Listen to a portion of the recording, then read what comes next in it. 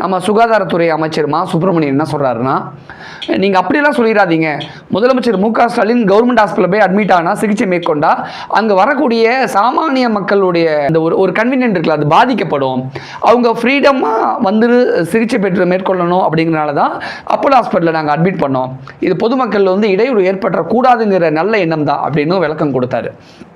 அதற்கு சில எதிர்க்கட்சிகள் தலைவர்களாக இருக்கட்டும், ஒரு சில பொதுமக்களாக இருக்கட்டும், இந்த ஆட்சியில், இந்த திமுக ஆட்சியில் இது ஒன்று தான் பிரச்சனையா பொதுமக்களுக்கு அப்படின்னு சில கமெண்ட்ஸ்லாம், எதிர்மறையான கமெண்ட்ஸ்லாம் கொடுத்தாங்க. அதற்கு அமைச்சர் மா சுப்பிரமணியன் சும்மா இருந்திருக்கலாம், இந்த இடத்துல கண்டிப்பாக இருந்திருக்கணும்.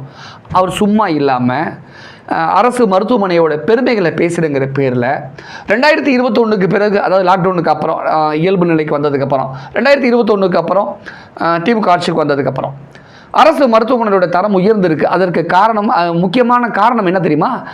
இதற்கு 2021க்கு பிறகு அரசு மருத்துவமனைகளை சிகிச்சை பெறக்கூடிய எண்ணிக்கை 3 மடங்காக உயர்ந்திருக்கு அப்படின்னு பேசியிருக்காரு. அவர் சும்மா இருந்திருக்கலாம், அப்படி பேசியிருக்காரு. உடனே இது எதிர்க்கட்சிகள் பொதுமக்கள்லாம் பிடிச்சிட்டாங்க.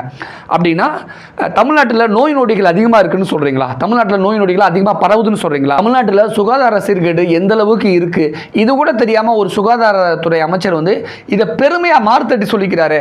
அரசு மருத்துவமனைகளில் 3 மடங்கு பொதுமக்கள் சிகிச்சை பெறுவது அதிகரிச்சிருக்குன்னா சுகாதார சீர்கேடு இருக்குன்னு தானே அர்த்தம்.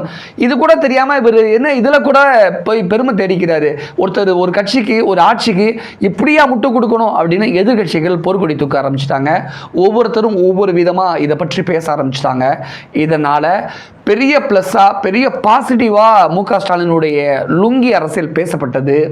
அது அப்படியே மழுங்கடிக்கக்கூடிய விதமாக ஏன் அப்போலோ ஹாஸ்பிட்டலில் முதலமைச்சர் அட்மிட் பண்ணாங்க, ஏன் கலைஞர் நூற்றாண்டு சிறப்பு மருத்துவமனையில் கிண்டியில் அந்த கவர்மெண்ட் ஹாஸ்பிட்டலில் ஏன் முதலமைச்சர் மு.க. ஸ்டாலின் அட்மிட் பண்ணலைன்னு பொதுமக்களும் பலரும் பல விதமான கேள்விகள் கேட்க ஆரம்பிச்சிட்டாங்க.